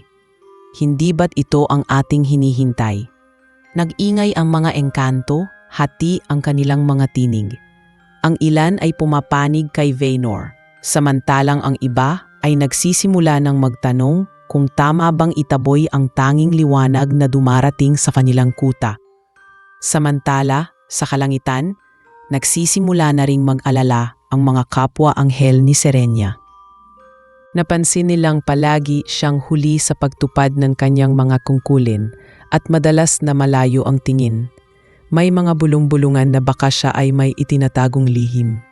Isang nakatataas na anghel, si Damarion, ang nagbigay ng babala. Huwag mong kalimutan, Serenia, na ang ating puso ay hindi atin. Ibinigay ito upang maglingkod sa may lalang. Kapag naligaw ka, maaaring hindi lamang ang iyong pakpak ang mawala, kundi pati ang iyong pangalan sa kalangitan. Nagpigil si Serenia ng sagot. Ngunit sa loob-loob niya, naramdaman niya ang lalim ng kanyang dilema. Sa bawat araw, lalo siyang hinihila ng damdamin kay Aurelion. Ngunit kasabay nito'y lumalakas ang banta ng pagkawala ng lahat ng kanyang ipinaglalaban noon pa man. Muling bumaba si Serenia sa kuta. Sa kanyang pagdating, sinalubong siya ni Aurelion na tila may mabigat na iniisip. Nararamdaman kong may masamang mangyayari, bulong nito. Ang mga kasama ko'y lalong nahahati. May mga naniniwala sa atin, ngunit mas marami ang naniniwalang ikaw ay panganib. At kung mangibabaw ang kanilang galit, baka wala na akong magawa upang pigilan sila. Hinawakan ni Serenia ang kanyang kamay at marahang ngumiti. Kung anuman ang mangyari, hindi ko iiwan ang aking paninindigan. Ang ating damdamin ay hindi kasalanan kung ito'y totoo. At kahit pa ang langit o ang lupa ay tumutol, mananatili akong nasa tabi mo. Sa gabing iyon, nagpasya si Aurelion na ipakita kay Serenia ang isang lihim na tagpuan sa loob ng kuta. Dinala niya ito sa isang yungib na may mga ukit sa pader, mga simbolo at larawan ng kanilang nakaraan bilang mga anghel. Doon nakatala ang mga pangalan ng mga nahulog at sa gitna nito'y nakaukit ang awit na minsan nilang inawit sa kalangitan. Dito namin iniingatan ang alaala ng kung sino kami noon, paliwanag ni Aurelion. Kapag naririto ako, hindi ko nakakalimutang minsan din akong umawit ng papuri, minsan ding nagningning sa liwanag. Ngunit sa paglipas ng panahon, unti-unting nabura ang lahat ng iyon hanggang sa dumating ka, Serenia, at muli kong naramdaman na hindi pa tuluyang nawala ang aking pagkatao. Napaluha si Serenia at inawit ng mahina ang himig na nakaukit sa pader. Sa kanyang tinig muling umalingaw-ngaw ang awit na matagal nang nakalimutan ng mga engkanto. Isa-isang lumitaw sa bungad ng yungib ang ilan sa kanila na mangha at natahimik. Ang kanilang mga mata ay nag-iba. Mula sa galit, napalitan ng alaala. Ang ilan ay napaiyak, ang iba'y nakayuko, para bang muling naalala ang kanilang nakaraan. Ngunit hindi lahat ay natigatig. Si Vaynor na nakamasid din ay lalong nagningit-ngit. Ito ang sinasabi ko, ginagamit niya ang kanyang tinig upang manipulahin tayo. Hindi ito pag-asa, ito'y bitag. At sa kanyang malakas na tinig, muling nahati ang mga engkanto. Ang ilan ay kumampi sa kanya at ang ilan na may sumang-ayon kay Aurelion. Nagpatuloy ang tensyon hanggang sa umabot sa sukdulan. Ang kuta ay naging parang dalawang kampo. Isang panig na naniniwala na si Serenia ang daan tungo sa kaligtasan at isang panig na naniniwalang siya ang sisira sa kanila. Sa gitna ng kaguluhan, muling nagsalita si Aurelion. Kung anuman ang paratang ninyo, ako ang mananagot. Ngunit wag ninyong idamay si Serenia. Ang kanyang puso ay dalisay at kung siya'y may kasalanan, iyon ay dahil ako ang dahilan. Lumapit si Serenia at mariin nagsabi, "Hindi Aurelion. Kung may kasalanan man, pareho nating pinili ito. At sa pagpiling ito, handa akong harapin ang lahat." At sa gabing iyon, nakaramdam sila ng hindi maipaliwanag na panginginig mula sa lupa. Ang puno ng sumpa ay tila muling naglabas ng enerhiya at ang tinig na dati nilang narinig ay muling umalingaw-ngaw. Ang inyong pag-ibig ay magsisilbing apoy na susubok sa lahat. Mag-ingat sapagkat ang apoy ay maaring magbigay ng liwanag, ngunit maari rin itong tumupok. Ang lahat ay natahimik. At doon nila napagtanto na ang kanilang damdamin ay hindi na lamang lihim na ugnayan, kundi isang kapalarang magpapasya sa kinabukasan ng parehong lahi. Sa mga sumunod na araw, lalong tumindi ang pag-aalinlangan sa kalangitan. Hindi na nakalulusot si Serenia sa mga tanong ng kanyang mga kapwa-anghel. Kapag siya ay hindi makita sa mga pagtitipon o kaya na may tahimik sa mga awit, agad siyang sinusulyapan ng mga kasama. Ang ilan ay nagsimulang magduda at ang iba na may hayagang nagtanong kung siya ba'y may tinatagong lihim. Sa kabila nito, pinipilit niyang manatiling payapa at gawin ang kanyang tungkulin, ngunit ang kanyang puso ay laging nakabaling kay Aurelion at sa kuta. Isang araw, tinawag siya ng mga nakatataas na anghel. Pinaupo siya sa gitna ng isang bulwagan na binabalot ng liwanag. Ang kanilang mga tinig ay sabay-sabay na nagtanong, "Serenia, may napapansin kaming kakaiba sa iyo. Ang iyong liwanag ay tila humihina at ang iyong mga matay madalas malayo ang pingin. Mayroon ka bang tinatagong hindi mo sinasabi?" Napalunok si Serenia. Ramdam niyang dumating na ang oras ng pagsubok. Gusto niyang magsalita ng totoo. Ngunit alam niyang kapag ginawa niya iyon, ay maaaring mawalan siya ng pakpak at tuluyang maputol ang kanyang ugnayan sa kalangitan. Kaya't ang tanging nasabi niya ay, "Ako po'y nagsusumikap pa rin gampanan ang aking tungkulin. Marahil ako'y napapagod lamang." Ngunit hindi siya pinaniwalaan ng lahat. May ilan na tumango, ngunit may ilan ding nagbulungan na tila ba alam na nila ang kanyang itinatago. Bago matapos ang pagpupulong, nagsalita si Damarion, ang isa sa pinakamatandang anghel. "Mag-ingat ka, Serenia. Ang langit ay nakamasid. Ang puso ng isang anghel ay dapat laging nasa mailalang. Kung maligaw ka, hindi lamang ikaw ang mawawala, kundi pati ang lahat ng iyong ipinaglaban." Mabigat ang loob na bumalik si Serenia, at sa kanyang pagbabalik sa lupa, agad niyang hinanap si Aurelion. Natagpuan niya itong nakatayo sa tabi ng puno ng sumpa, tila ba may mabigat ding dinadala. "Serenia," bungad ni Aurelion, "nararamdaman kong may nagbabago sa iyo. Ano ang nangyari sa kalangitan?" Umupo siya sa tabi nito at ikinuwento ang pagpupulong. Nagsisimula na silang maghinala. Kapag nalaman nila ang totoo, baka mawala sa akin ang lahat. Ngunit higit akong natatakot na baka ikaw ang maparusahan. Hinawakan ni Aurelion ang kanyang kamay. "Kung dumating man ang oras na iyon, ako ang haharap. Huwag mong akuin ang lahat. Ang pag-ibig na ito'y pinili nating pareho, kaya pareho rin tayong dapat manindigan." Ngunit hindi pa sila natatapos magsalita nang biglang dumating ang isang grupo ng mga engkanto. Sa kanilang gitna ay si Vaynor, na ngayon ay daladala ang mas marami pang kakampi. Ang kanilang mga mukha ay puno ng galit at determinasyon. "Ito na ang huli, Aurelion," sigaw ni Vaynor. "Hindi na namin hahayaang patuloy na sirain ng anghel na ito ang ating lahi. Kung hindi mo siya itataboy." Tumayo si Aurelion at humarang sa harapan ni Serenia. "Kung siya'y sasaktan ninyo, ako muna ang inyong haharapin." Nagsimula ang kaguluhan. Ang ilang engkanto ay pilit na sumugod, ngunit marami rin ang humarang upang ipagtanggol si Aurelion at Serenia. Nahati ang buong kuta. Dalawang kampo na nagbabanggaan, isa para sa liwanag at isa para sa galit. Ang puno ng sumpa ay muling naglabas ng malakas na ugong. Tila ba nadarama ang digat ng kanilang sigawan at galit habang nagaganap ang pagtatalo. Biglang lumitaw ang isang liwanag mula sa kalangitan. Bumukas ang mga ulap at bumaba ang isang pangkat ng mga anghel, pinangunahan ni Damarion.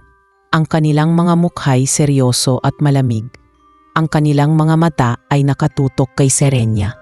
Serenia, malakas na tinig ni Damarion. Totoo ba ang aming hinala? Nakipag-ugnayan ka ba sa isang engkanto at pinili mo siyang mahalin? Nanginginig si Serenia. Alam niyang iyon na ang sandali ng katotohanan. Hindi na siya maaaring magsinungaling sapagkat malinaw na nakita na ng lahat ang kanilang ugnayan. Tumayo siya at humarap sa lahat, sa mga anghel, sa mga engkanto at kay Aurelion. Oo, mariin niyang sagot. Mahal ko si Aurelion at kahit ito'y kasalanan sa inyong mata, hindi ko na kayang tanggihan ang totoo. Nag-inay ang buong paligid. Ang mga engkanto'y naguluhan. Ang ilan ay natuwa dahil sa kanyang katapatan, ngunit ang iba na may lalong nagnitngit. Ang mga anghel ay nanlumo, ang kanilang mga mukhay puno ng pagkadismaya. Si Damarion ay lumapit at nagsabi, "Sa iyong pag-amin, Serenia, nalagay ka sa pinakamalaking kasalanan ng isang anghel, ang palitan ang tungkulin ng sariling damdamin. Handa ka bang tanggapin ang kaparusahan?" Ngunit bago pa man siya makasagot, humakbang si Aurelion at tumayo sa kanyang tabi. Kung siya'y parurusahan, ako ang unang dapat hatulan, dahil ako ang dahilan ng lahat. Kung siya'y nawalan ng pakpak, ako ang nagbigay ng dahilan. Nagulat ang lahat sa kanyang tapang. Sa sandaling iyon, kitang-kita ng lahat ang kanilang pagmamahalan. Ngunit kasabay ng tapang na iyon ay dumating ang bigat ng hatol, sapagkat malinaw na ang kanilang pag-ibig ay hindi na maitatanggi at ang kapalaran nila ay nakabitin na sa pagitan ng liwanag ng langit at ng dilim ng lupa. Matapos ang pagbubunyag ni Serenia ng kanyang damdamin sa harap ng lahat, nabalot ng katahimikan ang buong kota. Ang mga engkanto ay nagsimulang magbulungan, hindi makapaniwala sa narinig, at ang mga anghel na bumaba mula sa kalangitan ay nanatiling nakatayo. Malamig ang mga titig na nakatutok sa kanya. Si Damarion, na siyang pinakamatanda at pinakamatatag sa mga nagbantay kay Serenia, ay lumapit at mariing nagsabi, "Sa iyong pag-amin, pinili mong isuko ang iyong tungkulin. Ang puso ng isang anghel ay dapat para lamang sa may lalang, hindi para sa isang naulog na nilalang. Alam mo bang ang iyong ginawa ay maaaring magdulot ng kapahamakan sa dalawang mundo?" Napayuko si Serenia, ngunit hindi siya nanghina. Malinaw ang kanyang boses nang sagutin niya ito. "Kung ang aking damdamin ang kasalanan, hayaan ninyong ako ang magdala ng bigat. Ngunit hindi ako magsisisi sapagkat sa pagmamahal na ito ko natutunan ang tunay na kahulugan ng pagkalinga.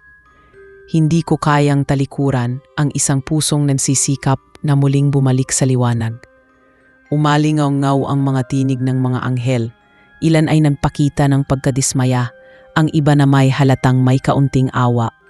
Ngunit bago pa man makapagsalita si Damarion muli, si Aurelion ang humakbang sa unahan. "Kung siya'y hahatulan, ako ang unahin ninyo. Ako ang dahilan kung bakit siya nahulog sa damdaming ipinagbabawal. Ako ang nagudyok, ako ang nagsabi ng aking nararamdaman. Huwag ninyong ipataw sa kanya ang kaparusahan na dapat ay para sa akin." Ang mga engkanto ay nag-ingay.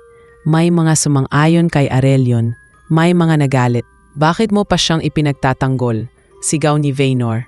"Hindi ba't malinaw na siya ginagamitan langit upang lalo tayong durugin?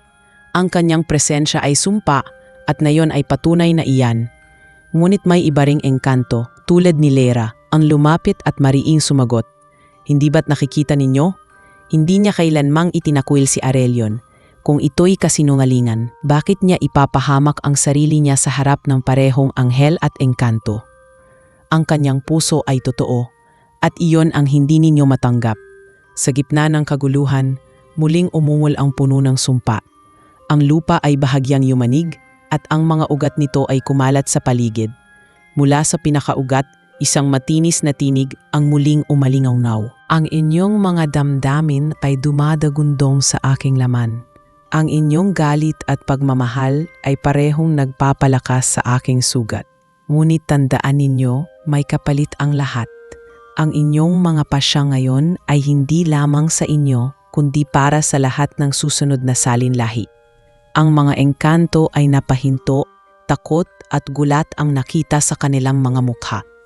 Ang mga anghel naman ay nagkatinginan, tila ba tinutukoy din sila ng tinig. Si Damarion ay napatingin kay Serenia. Ang kanyang mga matay hindi na lamang malamig, kundi may halong kalituhan. Kung totoo man ang tinig na ito, aniya, maaaring higit pa ang nakataya kaysa sa ating iniisip. Ngunit hindi ibig sabihin nito'y ligtas ka na sa iyong pagkakasala. Sa mga sumunod na sandali, nagdesisyon ang mga anghel na dalhin si Serenia pabalik sa kalangitan upang humarap sa mas mataas na hukuman. Ngunit bago nila siya mahawakan, mabilis na humarang si Arelion, ang kanyang mga pakpak ay bumuka at ang kanyang tinig ay puno ng tapang. Kung siya'y dadalhin ninyo, ako'y sasama. Hindi ko siya iiwan sa oras ng kanyang kaparusahan. Kung ako man ay walang karapatan sa inyong mundo, hayaan ninyong manatili ako sa tabi niya bilang saksi ng aking sariling kasalanan. Nagulat ang mga anghel sa kanyang pahayag.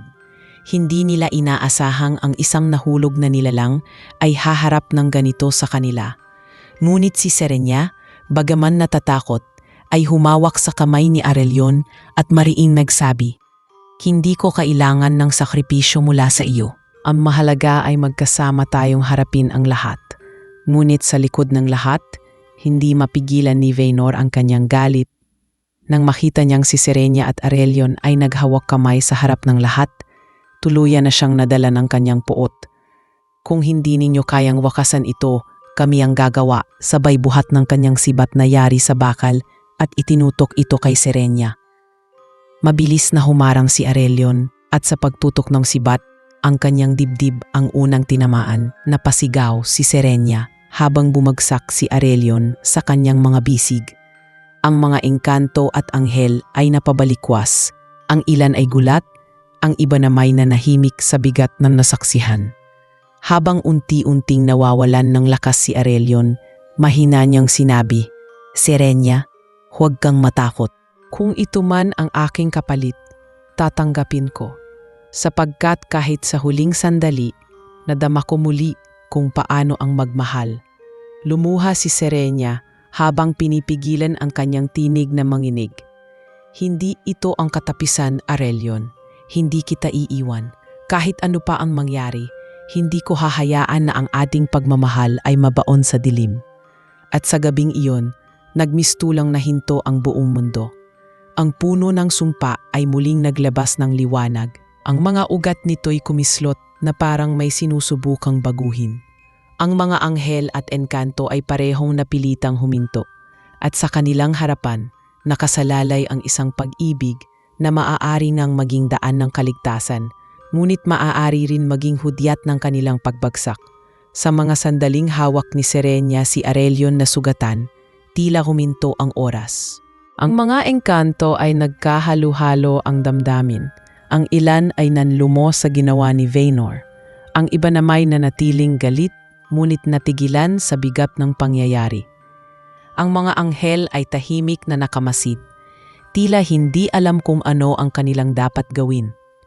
Ang liwanag mula sa puno ng sumpa ay patuloy na lumalabas at ang mga ugat nito'y gumagapang, humahawak sa lupa na parabang sinisipsip ang lahat ng damdamin sa paligid. Mahigpit na niyakap ni Serenia si Arelion. Ang kanyang luha ay bumagsak sa sugat ng engkanto at sa bawat patak ay tila may kakaibang liwanag na dumadaloy. "Hindi mo ako iiwan," bulong niya. "Hindi matatapos ang lahat sa ganitong paraan. Hindi ko hahayaang ang ating pag-ibig ay manatiling sugat sa alaala ng dalawang mundo." Sa kanyang mga mata ay sumiklab ang kakaibang tapang. Tumayo siya at humarap sa lahat, sa mga engkanto, sa mga anghel at sa mismong puno ng sumpa na waring nakikinig. Kung ang aking pagmamahal ang kasalanan, hayaan ninyong ako ang magbayad. Ngunit huwag ninyong kunin ang buhay ni Aurelion. Siya ay nagsikap, nagsisi, at higit sa lahat, siya ay nagmahal ng totoo. Kung hindi ninyo kayang tanggapin iyon, hayaan ninyong ang kalangitan mismo ang humusga. Naguluhan ang lahat sa kanyang sinabi. Ngunit bago pa sila makapagsalita, muling umalingaw-ngaw ang tinig mula sa puno. Ang pag-ibig na ipinanganak sa pagitan ng liwanag at dilim ay hindi maaaring manatiling walang kapalit. Ang tanong ay sino ang handang magsakripisyo. Lalong kumapal ang katahimikan. Ang mga engkanto ay nagkatitigan at kahit si Damarion ang pinunong anghel ay napayuko. Alam nilang ito ay higit pa sa simpleng hatol. Ito'y isang pagsubok na magpapasya sa kinabukasan ng dalawang mundo. Marahang nagsalita si Aurelion kahit mahina ang kanyang tinig. Ako ang magsasakripisyo. Ako ang nagdala ng lahat ng ito. Kung ang aking pagkawala ang magpapatahimik sa pagitan ng langit at lupa, tatanggapin ko. Basta't makasama ko si Sirenia hanggang sa aking huling sandali. Hindi, sigaw ni Sirenia. Nanginginig ang tinig. Kung may magsasakripisyo, ako iyon. Ako ang lumabag sa kautusan ng langit, ako ang nahulog sa damdaming ipinagbabawal. Ang parusa ay dapat sa akin, hindi sa iyo. Nagising ang lahat sa kanilang pagtatalo. Ang mga anghel ay namangha sa tapang ni Sirenia, at ang mga engkanto ay napaisip. Ang kanilang mga mata ay unti-unting nagbago mula sa galit tungo sa pagdududa. Paano nila tatawaging kasalanan ang damdaming handang magsakripisyo? Ngunit hindi pa tapos ang lahat. Muli, si Vaynor ay sumigaw, hawak pa rin ang sibat. Hindi ako naniniwala sa inyong sinasabi. Ang lahat ng ito ay patibong lamang. Ang inyong pagmamahal ay hindi kaligtasan kundi sumpa. Tumakbo siyang muli upang tapusin ang buhay ni Sirenia, ngunit bago pa man siya makalapit, biglang kumulog at lumiwanag ang buong kuta. Isang nakakasilaw na liwanag ang bumalot sa lahat, at sa gitna nito'y lumitaw ang isang mas matandang tinig, hindi na mula sa puno ng sumpa, kundi tila mula sa kalangitan mismo. Tama na. Ang tinig ay mabigat, ngunit puno ng kapangyarihan. Ang inyong mga puso ay sinubok at nakita ang inyong katapatan. Ang pag-ibig na ipinaglaban ninyo, bagaman bawal, ay hindi nagmula sa kasinungalingan. Ito ay totoo. Napatigil si Vaynor at ang kanyang sibat ay nahulog sa lupa. Ang mga engkanto ay napaluhod at ang mga anghel ay napatingala. Tila nakadama ng presensya ng may lalang. Lumapit si Sirenia kay Aurelion, pinahid ang kanyang sugat at napansin nilang unti-unting nagsasara ang sugat nito. Ang liwanag mula sa kanyang luha at mula sa tinig na umalingaw-ngaw ay naghilom sa sugat na halos pumatay sa kanya. Ang lahat ay namangha sapagkat ang himala ay nasa harap nila. Ngunit hindi natapos doon. Ang tinig ay muling nagsalita. Ngunit tandaan ninyo, ang pag-ibig na ito ay may kapalit. Hindi ninyo maaaring makamtan ang lahat. Kailangan ninyong pumili. Ang isa ay mananatili at ang isa ay mawawala. Sapagkat hindi maaaring magsanib ang dalawang daigdig nang walang sakripisyo. Lalong nanlumo si Sirenia at Aurelion. Sa sandaling iyon, naunawaan nila na hindi sila makakatakas sa kapalaran. Ang kanilang pagmamahal, gaano man ito katotoo, ay may kasamang mabigat na pasya. Niyakap ni Sirenia si Aurelion nang mahigpit. Kung ganoon, hayaan mong ako ang mawala. Ang iyong lahi ang higit na nangangailangan ng pag-asa. Ang iyong pagbabalik sa liwanag ay mas mahalaga kaysa sa akin. Umiling si Aurelion, ang kanyang mga matay puno ng luha. Hindi Sirenia, ako ang nawala, ako ang nagkasala. Ang iyong mundo ay maaari pang manatiling dalisay. Ako ang dapat mawala, hindi ikaw. At sa gitna ng kanilang pagtatalo, muling yumanig ang lupa at ang puno ng sumpa ay kumislap. Ang huling babala ng tinig ay umalinganggaw. Isa lamang ang pipiliin, at ang pagpiling iyon ay magbibigay ng kapalaran sa dalawang mundo. Ang lahat ay natahimik, naghihintay kung sino ang handang magsakripisyo. At sa pagitan ni Serenia at Arelion, malinaw na ang kanilang mga puso ay iisa. Kapwa handang mawala, kapwa handang magsakripisyo, ngunit kapwa hindi kayang mawala ang isa't isa. Sa gitna ng katahimikan, nananatiling nakatayo sina Serenia at Arelion na magkahawak ang mga kamay. Ang paligid ay tila huminto, walang gumagalaw, ni isa mang engkanto o anghel. At ang kanilang mga mata ay nakatuon sa dalawa. Ang tinig mula sa itaas ay muling umalingaw-ngaw, mas malinaw at mas mabigat kaysa kanina. Ang inyong pagmamahal ay napatunayan, ngunit ang inyong pagnanais na kapwa magsakripisyo ay hindi maaaring magkasabay. Isa lamang ang pipiliin. Ang iba'y mawawala. Nanginginig si Serenia, ngunit mariin ang kanyang tinig ng magsalita. Ako ang aalis. Ako ang dapat magbayad. Ako ang lumabag sa pautusan ng langit. At ako ang dahilan kung bakit natukso ang aking puso. Kung ako ang mawala, matatanggap ko iyon ng buo. Agad na umiling si Arelion at humakbang palapit. Hindi. Ako ang nagkasala sa simula. Ako ang nahulog, ako ang pinatawan ng sumpa. Hindi ikaw ang dahilan ng aking kapalaran, Serenia. Ako ang dapat mawala, ako ang dapat magbuwis. Napasigaw si Serenia. Hindi. Ang iyong lahi ay matagal nang naghahanap ng pag-asa. Kung ikaw ang mawala, mawawala rin ang tanging tinig na maaaring magpabalik ng liwanag sa kanila. Ako'y maaaring mawala, ngunit ang iyong lahi may pag-asa pa kung ikaw ay manatili. Ngunit matatag si Arelion. Kung mawawala ka, nang silbi ng aking pananatili, ang liwanag ang bumuhay sa akin. Ang liwanag ang nagturo sa akin na may saysay pa, ang aking pagkatao. Hindi ko kayang manatili habang ikaw ay nawala. Ang mga engkanto ay napatingin sa isa't isa. Ang ilan ay napaluha, sapagkat ngayon lamang nila nasaksihan ang isang pag-ibig na ganito katindi, isang pag-ibig na parehong handang magbuwis. Ang mga anghel naman ay nanatiling tahimik, tila hindi makapaniwala sa kanilang nakikita. Ang kanilang mga aral ay palaging malinaw, bawal ang pagmamahal ng isang anghel sa isang nahulog. Ngunit paano nila ipapaliwanag ang katotohanang nakikita nila ngayon? Biglang lumapit si Lera, ang batang engkanto na naniniwala kay Serenia mula pa noong una. Ang kanyang tinig ay nanginginig ngunit puno ng tapang. Kung isa lamang ang dapat magsakripisyo, bakit hindi kami? Kami na mga engkanto na matagal nang tinakwil, kami na mga walang saysay na nabubuhay sa dilim. Bakit hindi kami na lang ang mawala at hayaang manatili kayong dalawa? Nagulat ang lahat sa kanyang sinabi, ngunit sumang-ayon ang ilan pang engkanto. Oo, sabi ng isa, kung ang kanilang pag-ibig ang magbibigay ng kaligtasan, bakit sila pa ang magsasakripisyo? Kami na lamang. Sapat na ang aming pamumuhay sa ilalim ng sumpa.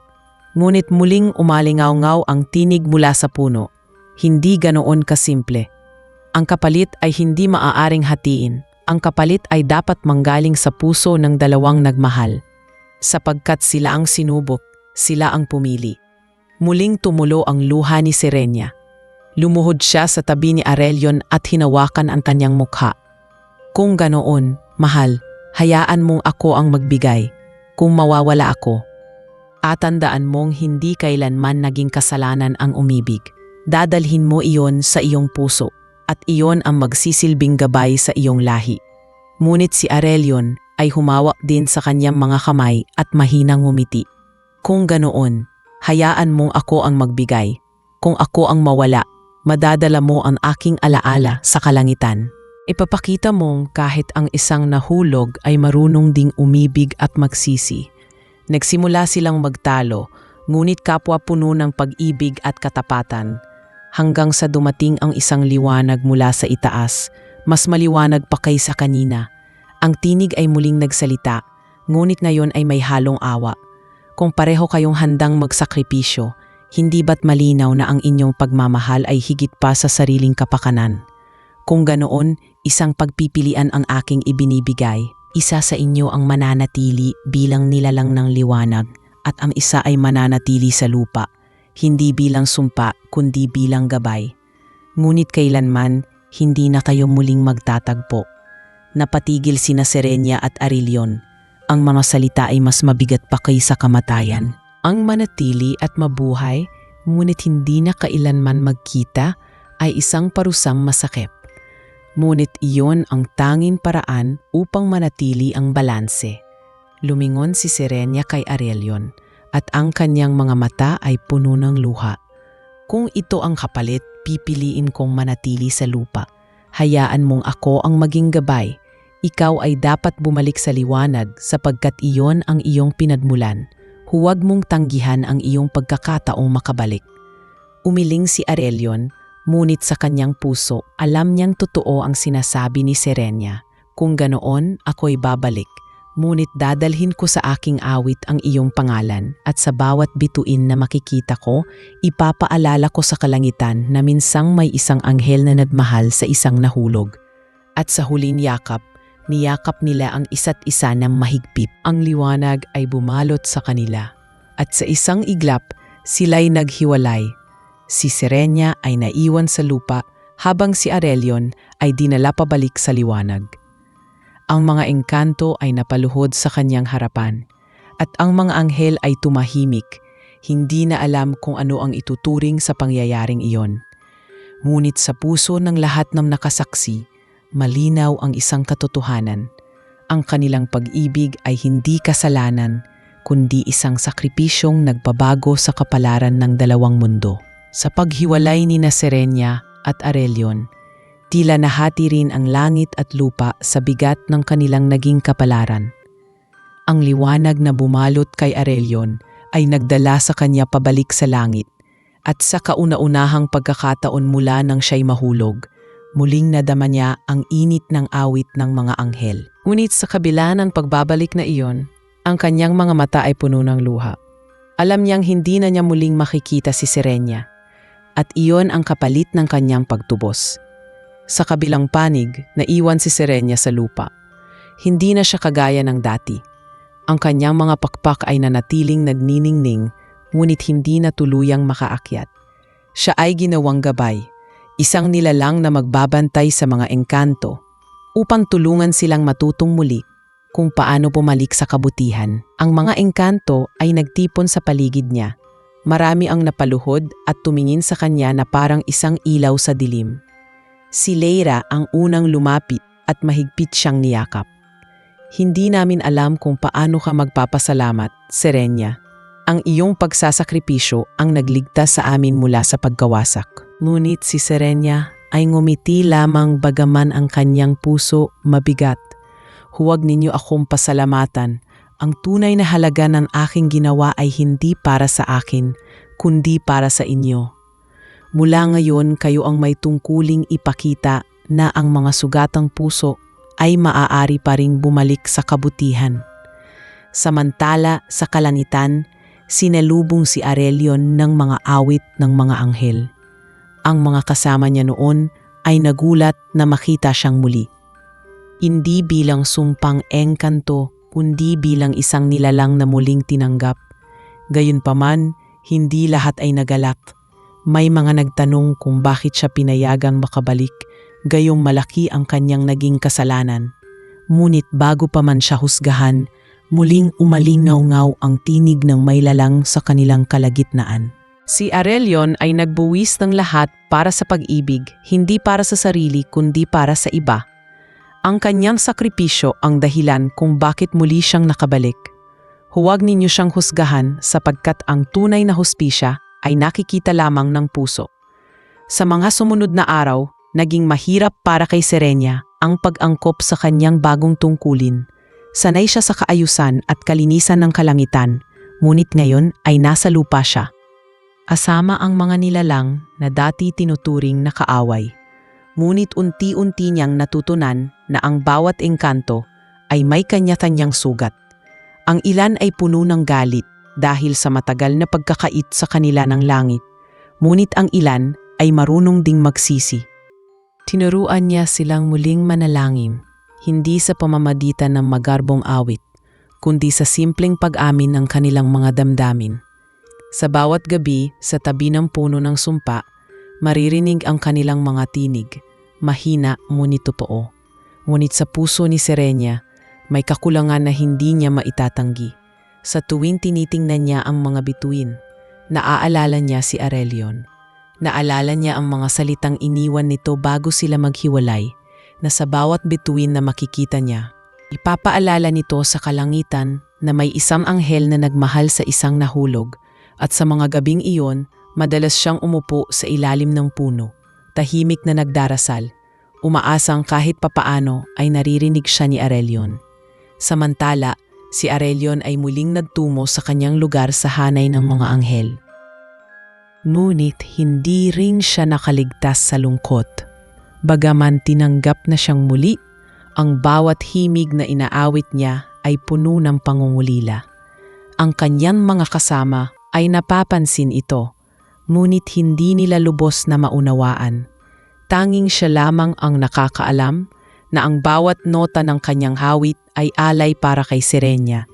At sa tuwing tumitingin siya sa mga bituin mula sa kalangitan, palaging may isa na kumikislap ng mas maliwanag, at doon niya naaalala ang kanyang iniwan sa lupa. Lumipas ang mga buwan at ang mga engkanto ay unti-unting nagbago. Ang ilan ay nagsimulang magsisi, ang iba namay nagbawas ng kanilang galit. Ang pagkakabahagi sa kanilang lahi ay hindi agad nawala, ngunit dahil sa gabay ni Serenia, natutunan nilang ang liwanag ay hindi kailanman dapat talikuran. Si Vaynor, na dating puno ng galit, ay madalas na nananatiling tahimik sa bawat pagtitipon. Bagaman hindi niya hayagang inamin, malinaw na nagsimula siyang magbago.